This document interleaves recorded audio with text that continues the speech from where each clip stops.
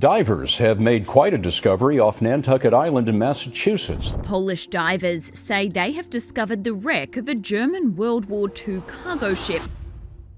For decades, the Admiral Graf Spee lay buried beneath layers of silt and saltwater off the coast of Uruguay, 65 feet below the surface, forgotten by time and untouched since its deliberate scuttling in 1939. Once a formidable Nazi warship, it had slipped into legend after its dramatic demise following the Battle of the River Plate. But as the new century dawned, a new generation of researchers returned to the wreck, determined to unveil the whole truth. If you see what salvage divers found in this sunken World War II Nazi warship, you'll surely be amazed. Today, we're telling the story of historical reckoning, a race to decode long-buried truths, and the opening of a vault not just in metal, but in memory. Let's get started. Admiral Graf Spee. The Admiral Graf Spee was one of Nazi Germany's most distinctive warships, embodying a blend of deception, innovation, and early Second World War naval drama. Officially classified as a Panzerschiff, or armored ship by the Kriegsmarine, it was often referred to by the British as a pocket battleship, a term coined to describe its unique balance of compact size and outsized firepower. This classification concealed its true capabilities. Launched by the Deutsche Werke shipyard in Kiel on June 30, 1934, and commissioned into service on January 6, 1936, the Graf Spee was the third of three Deutschland-class ships constructed by Germany during a period of nominal post-World War I disarmament. The Treaty of Versailles had imposed strict limits on German naval construction, including a cap of 10,000 long tons on individual warships. On paper, the Graf Spee adhered to this restriction. In reality, her full load displacement was closer to 16,000 tons. This reflected Germany's approach to rearmament under Hitler, aggressively undermining treaty constraints while avoiding open provocation until ready. It wouldn't be too long until the Germans were indeed ready. Designed by German naval architect Hermann Burckhardt, the Graf Spee was intended to deliver outsized offensive capability relative to its size. Its primary armament consisted of 6 28-centimeter or 11-inch guns mounted in 2 triple turrets. This was remarkable firepower for a ship its size. In addition, it carried 8 15-centimeters or 5.9-inch secondary guns, a suite of smaller anti-aircraft weapons, and 2 Arado R-196 seaplanes for reconnaissance. Powered by a combination of diesel engines that allowed for extended range and speeds exceeding 28 knots or 52 kilometers per hour, the Graf Spee was designed to outrun anything it couldn't outgun and to outgun anything it couldn't outrun. When the Second World War erupted in September 1939, Admiral Graf Spee, under the command of Captain Hans Wilhelm Langsdorff, was already positioned in the South Atlantic. On September 21st, the ship left its holding area off the coast of Brazil and began a campaign against British and Allied merchant shipping. Over the next 10 weeks, it sank 9 merchant vessels. This totaled over 50,000 gross register tons. These included ships such as the Clement, which was sunk on September 30th off the coast of Brazil, Ashley, Newton Beach, Huntsman, and Trevanion, among others. What distinguished the Graf Spee's raiding mission, beyond its effectiveness, was the humane conduct of its captain. Hans Langsdorff, a veteran officer and devout Catholic, observed the rules of engagement under the Hague Conventions, which dictated the humane treatment of civilian sailors. All merchant crew members from the ships sunk by Graf Spee were rescued and treated with decency. Langsdorff ensured they were housed in good conditions aboard the ship or transferred to neutral vessels when possible. Not a single merchant sailor lost his life due to the ship's actions. This was a striking contrast to later U-boat campaigns, where such ethics were often disregarded. By December 1939, British naval intelligence, aided by the use of radio direction finding, had begun closing in on the elusive German raider.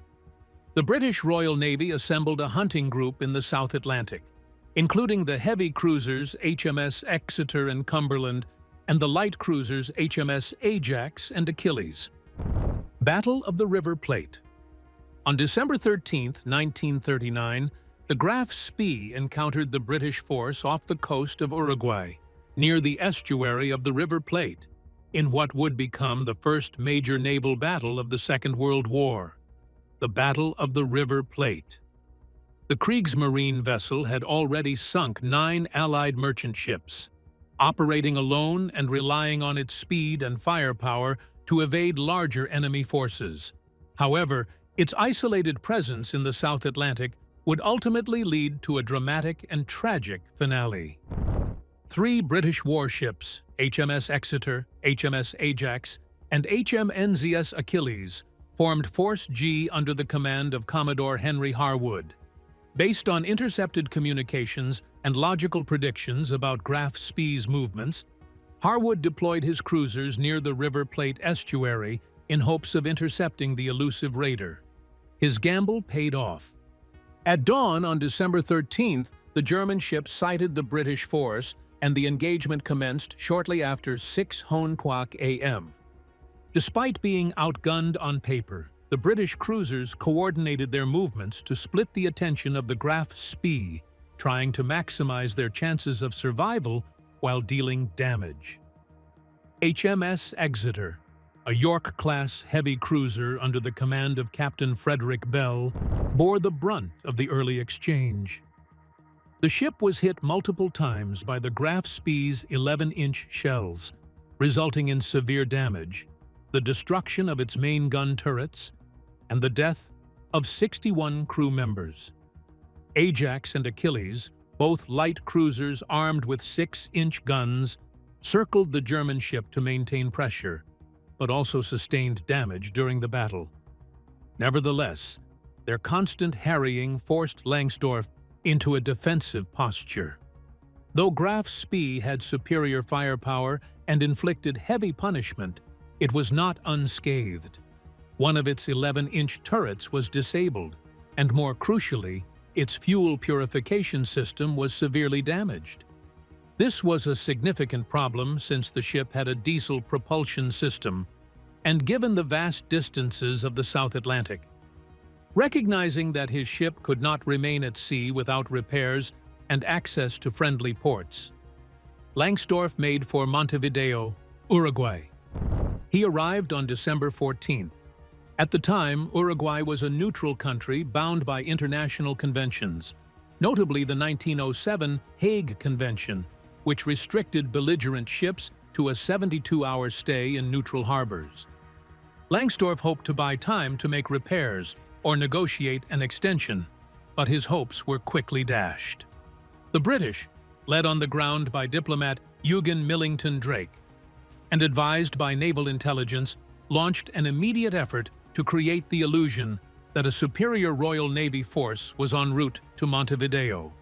This included feeding misinformation through local channels and neutral observers, suggesting that HMS Renown and HMS Ark Royal, both far more formidable than any of the ships engaged at the River Plate, were about to arrive.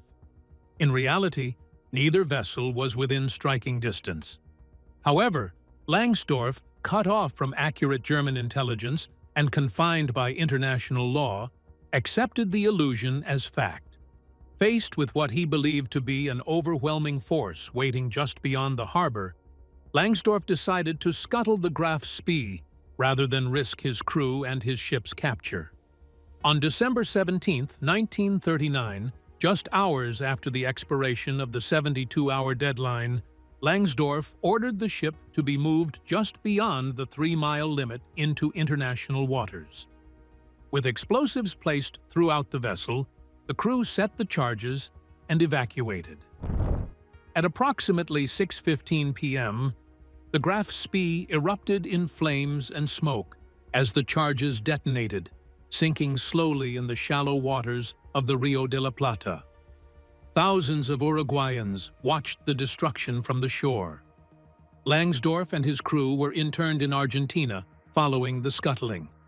Only a few days later, on the night of December 19, 1939, Langsdorff ended his life in a hotel room in Buenos Aires.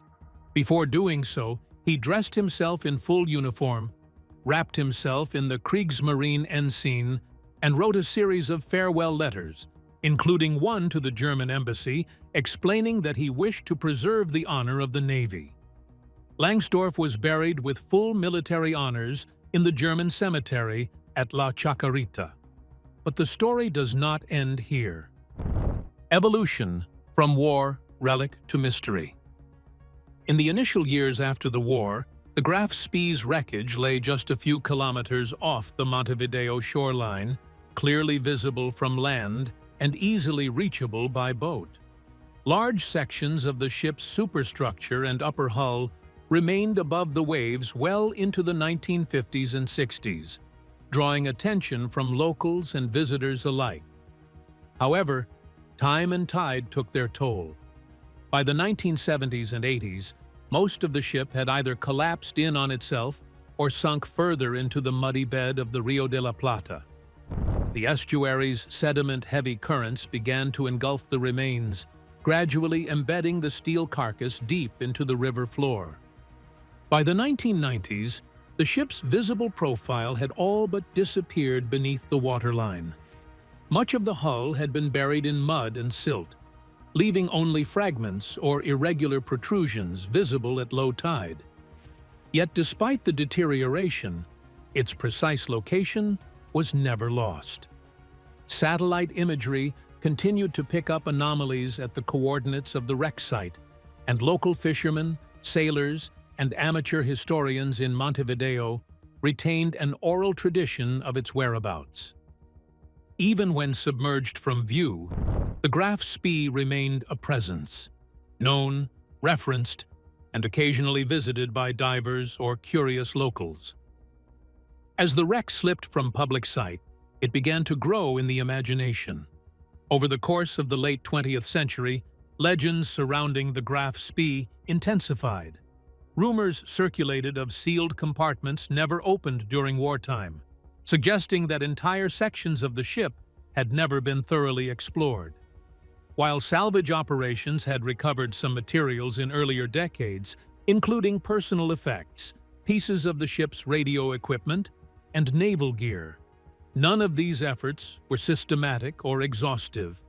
This lack of complete documentation gave rise to a vacuum filled by conjecture. Speculation soon took root that something had been left aboard. One popular claim was that sealed vaults deep within the ship contained secret Nazi documents. Others talked about Nazi gold smuggled aboard during the ship's Atlantic raiding campaign, hidden with the intention of future retrieval by German sympathizers in South America. This idea was not entirely implausible to some, given the well-documented escape routes and safe havens that Nazi officers and collaborators used across Argentina, Brazil, and Paraguay after 1945. A particularly persistent strand of rumor focused on advanced Nazi technology, such as prototypes or experimental equipment that could have been stored in sealed compartments to prevent Allied capture. While no credible evidence supports such claims, the mystery around the Graf Spee proved to be irresistible. The ship, after all, had operated with considerable secrecy during its commerce raiding mission in 1939, and its destruction had been swift, deliberate, and poorly documented from a technical standpoint. For Montevideo, the Graf Spee has become more than just wreckage. It is a cultural relic and a symbol of a global conflict that momentarily placed the quiet Uruguayan coastline at the center of international attention. The combination of wartime drama, unexplored compartments, and fading eyewitness accounts has turned the scuttled battleship into a focal point for speculation, both informed and fantastical. But as the new century dawned, people sought actual answers. No more speculation. The idea was to see for oneself what lay there, buried at sea. Renewed interest and salvage operations. By the early 2000s, the Admiral Graf Spee had long vanished beneath the waters of the Rio de la Plata, buried under decades of sedimentation and erosion. Yet interest in the sunken warship had not faded. In 2003, the Uruguayan government recognized the potential historical and educational value of the wreck and granted formal authorization for a targeted salvage project. The government partnered with the private firm Grupo del Plata, a company with maritime and salvage expertise. Oversight and support were provided by the Uruguayan Navy, which managed coastal security and regulatory compliance. The collaboration was framed as a heritage recovery mission, focused on retrieving culturally and historically significant components from the Graf Spee. From the outset, the operation faced formidable technical and environmental obstacles. The wreck lay roughly 3 kilometers off the Montevideo coastline in shallow but murky waters, heavily affected by the estuarial flow of the Paraná and Uruguay rivers. The Rio de la Plata is known for its strong currents, zero visibility diving conditions, and deep layers of silt. Much of the Graf Spee was encased in sticky, oxygen-depleted mud, which had helped preserve some metal structures but also made access difficult. Divers frequently encountered shifting sediment, reduced visibility to near blackness, and entangling debris from the deteriorated hull. Specialized sonar and magnetometer equipment were deployed to locate specific structures, including the barbettes, turrets, and communications tower, but even with modern tools, precision was limited. One of the most significant breakthroughs came on February 10, 2004, when salvage teams successfully recovered one of the Graf Spee's forward 11-inch gun turrets. The turret, weighing approximately 27 metric tons, was extracted from beneath more than 6 decades of silt and corrosion and brought to shore using heavy lift cranes mounted on barges. It was a moment of historic importance, not only because of the sheer technical complexity involved, but because the turret was largely intact and bore battle scars from the 1939 engagement. It immediately became a centerpiece for public interest in Montevideo, eventually placed on display near the city's Naval Museum and Port Authority headquarters. Following that success, the salvage team turned its attention to another valuable component, the ship's rangefinder. The rangefinder had been mounted on the conning tower during the war and had played a critical role in targeting Allied ships during the Battle of the River Plate. Using anchor drag surveys and side-scan sonar, the team pinpointed the superstructure of the conning tower, including the rangefinder assembly. However, several initial lifts failed when cables snapped before the instrument even reached the surface.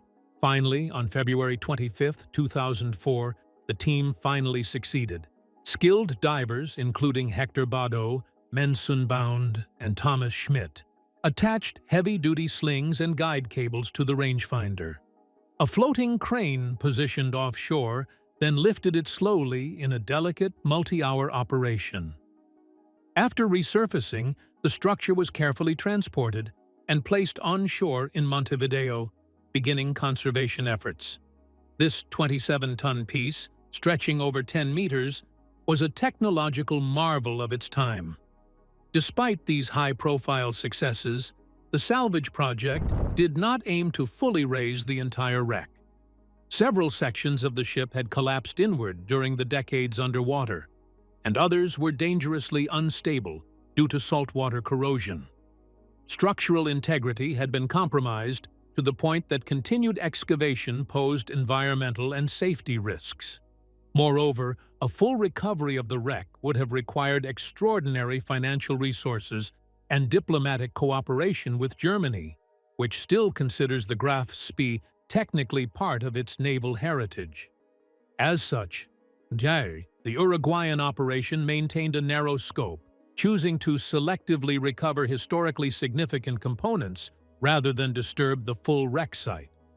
The partial salvage reignited international interest in the Graf Spee. Media coverage of the operations was extensive, especially in Germany and the United Kingdom, whose citizens viewed the events through the lens of wartime legacy and reconciliation. Historians, military scholars, and naval engineers visited Montevideo to examine the recovered artifacts. Some researchers analyzed the salvaged items for clues about the ship's operational behavior, internal layouts, and the exact damage sustained during the battle. These findings contributed to deeper technical analyses of early 20th century German naval architecture and confirmed several long-held assumptions about the ship's armor vulnerabilities and fire control systems. The artifacts themselves have since become educational tools and public exhibits. The Uruguayan Navy continues to preserve and display these items in Montevideo, and discussions persist about developing a larger museum or interpretive center focused on the Graf Spee. Meanwhile, the wreck itself remains at rest beneath the waters of the Rio de la Plata, off-limits to further unauthorized recovery. Uruguay has played a quiet but crucial role in reshaping how the world remembers a ship once at the center of wartime headlines, then forgotten, and finally resurrected as a symbol of maritime history and enduring intrigue. Now let's take a closer look at what these salvage missions yielded. Major artifact recoveries. First comes the optical rangefinder. Measuring several meters across and weighing approximately 27 tons, the device had once sat atop the ship's conning tower. Manufactured by Zeiss, the optical rangefinder represented state-of-the-art naval targeting equipment of the 1930s. It allowed gunners on the Graf Spee to calculate the distance, speed, and trajectory of enemy ships. This was, of course, crucial during long-range sea battles. This instrument had been used during the Battle of the River Plate in December 1939, where the Graf Spee engaged 3 British cruisers, HMS Exeter, HMS Ajax, and HMNZS Achilles. Despite the intense engagement and eventual scuttling, the rangefinder remained relatively intact and preserved beneath layers of estuarial mud. It may not seem quite impressive today, but it was truly a marvel of engineering in its day. It was designed under the constraints imposed by the Treaty of Versailles, but developed with secret ambition and exceptional precision. At a time when radar had not yet become standard equipment on most naval vessels, especially at the beginning of the Second World War, optical rangefinding remained the primary method for targeting enemy ships at great distances. What made the Graf Spee's system extraordinary was its size, accuracy, and integration with the ship's central fire control system. Stretching across several meters and weighing nearly 27 tons, the device used stereoscopic imaging to calculate distances with remarkable precision, even when dealing with moving targets on a rolling sea. Operated by trained naval personnel, the system fed data to the fire control calculators, which in turn directed the ship's 11-inch main guns. During the Battle of the River Plate, the rangefinder allowed the Graf Spee to achieve highly effective long-range gunnery. The German cruiser scored accurate hits on the HMS Exeter early in the battle, severely damaging her and forcing her withdrawal. Though British ships also used optical rangefinders, such as those by Barr and Stroud, the German models, particularly those made by Carl Zeiss, were often considered more advanced. German naval doctrine emphasized precision strikes and rapid-fire adjustments, and their rangefinders reflected this emphasis. The development of such advanced fire control tools was born from Germany's covert rearmament during the interwar period. Denied the right to build capital ships and large artillery under the Versailles Treaty, German engineers worked around the restrictions by producing ships like the Graf Spee that were officially within treaty limits, but in reality much heavier and more capable than their classification suggested. The optical equipment was part of this strategy. It was designed to give a smaller ship the ability to strike first and strike hard from a distance. Similar rangefinders were used on other Kriegsmarine vessels, such as the battleships Bismarck and Tirpitz, where they played equally critical roles. The Bismarck, for instance, used its fire control system to devastating effect in May 1941 when it destroyed HMS Hood with a single catastrophic shell strike. These rangefinders could detect and target vessels many kilometers away under the right conditions, and their performance was so reliable that they remained a key component of naval architecture even after the introduction of radar. While radar would soon eclipse optical systems in range and adaptability, particularly in poor weather or low visibility, the Graf Spee's rangefinder represents a peak moment in analog targeting technology. Yet, even the rangefinder, with all its historical weight, was eclipsed in public fascination by another recovery: the Bronze Eagle. This massive sculpture once adorned the stern of the Graf Spee. Crafted from bronze and weighing over 7,200 pounds, or approximately 3.3 metric tons, the sculpture was unmistakably imperial in its design. It was a Germanic eagle with its wings outstretched, gripping a swastika in its talons.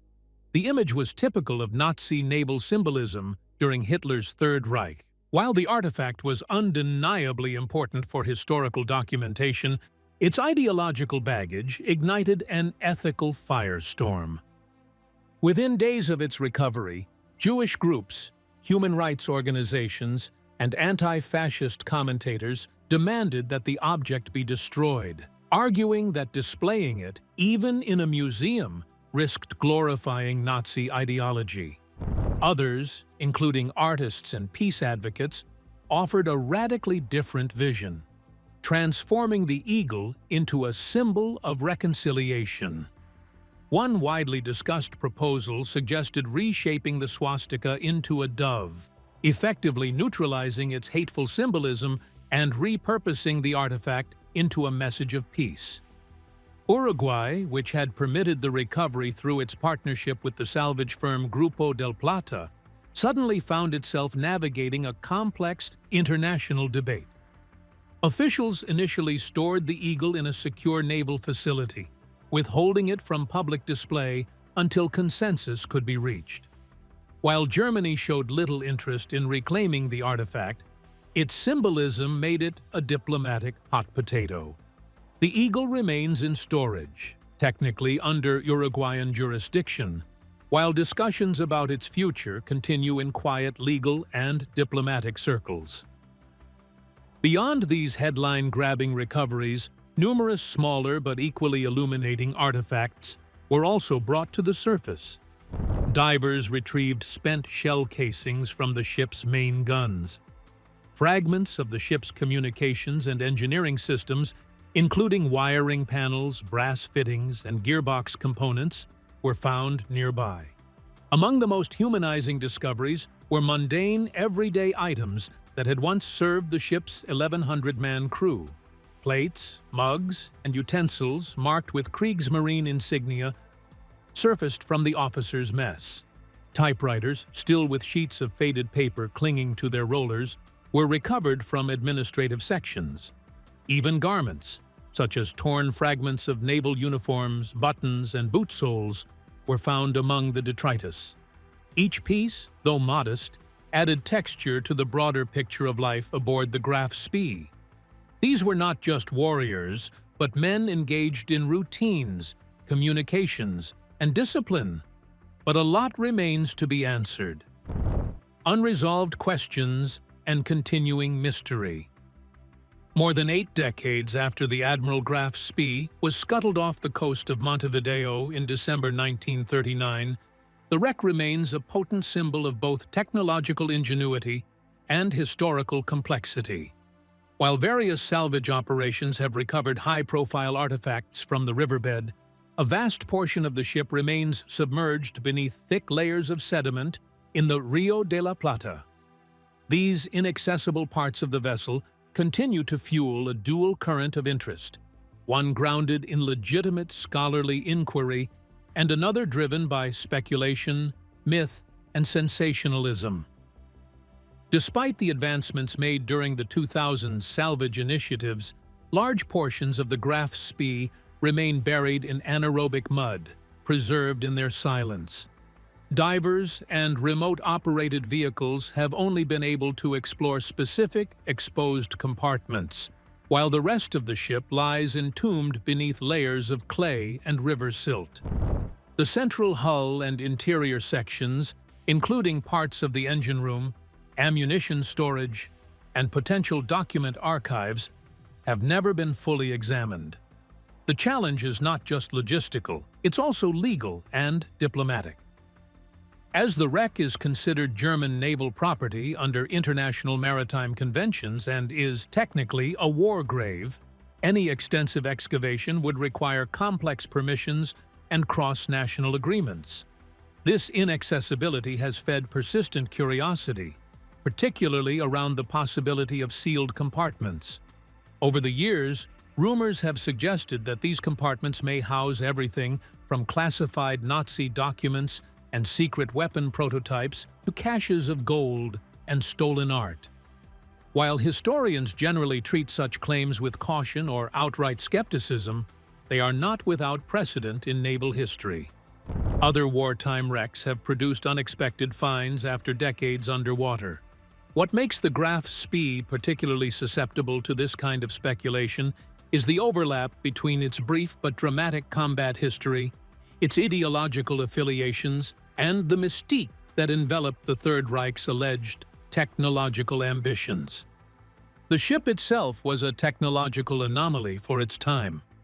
Built at the Reichsmarinewerft shipyard in Wilhelmshaven and launched in 1934, the Graf Spee was designed to appear as a 10,000-ton vessel in compliance with the Treaty of Versailles, while actually displacing closer to 16,000 tons. It was outfitted with 6 280mm guns, heavy armor plating, diesel engines for extended operational range, and advanced fire control systems. It was fast enough to evade larger ships and powerful enough to defeat smaller ones. However, this legitimate historical interest often coexists uneasily with more conspiratorial narratives. Some writers and amateur theorists have claimed the ship carried experimental radar or energy weapons, or that it functioned as a covert platform for Nazi intelligence operations in South America. Such theories have little documentary support, but persist, bolstered by the secrecy surrounding much of the Nazi regime's classified wartime research, and the fact that many compartments of the Graf Spee remain untouched. While serious historians caution against conflating mystery with meaningful content, the lack of full access to the wreck has left the door ajar for continued speculation. This unresolved tension bleeds into the ship's legacy and public memory. Over time, the Graf Spee has transitioned from an instrument of war to a cultural and political artifact. In Uruguay, the wreck is both a local landmark and a subject of national conversation. While the recovery of the Nazi Eagle stirred ethical debates, even less politically charged objects have triggered discussions about whether relics from totalitarian regimes should be preserved or dismantled. This broader debate mirrors international conversations about the preservation of fascist-era architecture, monuments, and artifacts. As younger generations become further removed from the lived experiences of the 1930s and 40s, relics like the Graf Spee take on new roles as objects through which societies negotiate their understanding of memory, accountability, and historical complexity. For Germany, the ship is a fragment of a darker naval heritage largely supplanted by post-war democratic values. For Uruguay, It is both a historical curiosity and a reminder of the country's brief role in global wartime drama. What remains clear is that the Graf Spee continues to command attention not just for what it was, but for what it may still hold and what it has come to represent. The inaccessible parts of the ship, sealed, silent, and concealed under decades of riverbed, ensure that it will remain a subject of mystery. But beyond that, the vessel's journey from feared commerce raider to sunken icon highlights how war relics evolve over time. They are not merely decaying machines of destruction, but vessels of contested meaning, caught between the rigor of historical preservation and the fluidity of public memory. In the case of the Graf Spee, the questions still unanswered are as compelling as the answers already unearthed. Well, that's it for now. Thanks for watching. Did you like this video? If you did, please consider liking, dropping a comment, and hitting the subscribe button so that you don't miss out on our new uploads. Also, don't miss this video you see on your screen right now. It's truly unbelievable.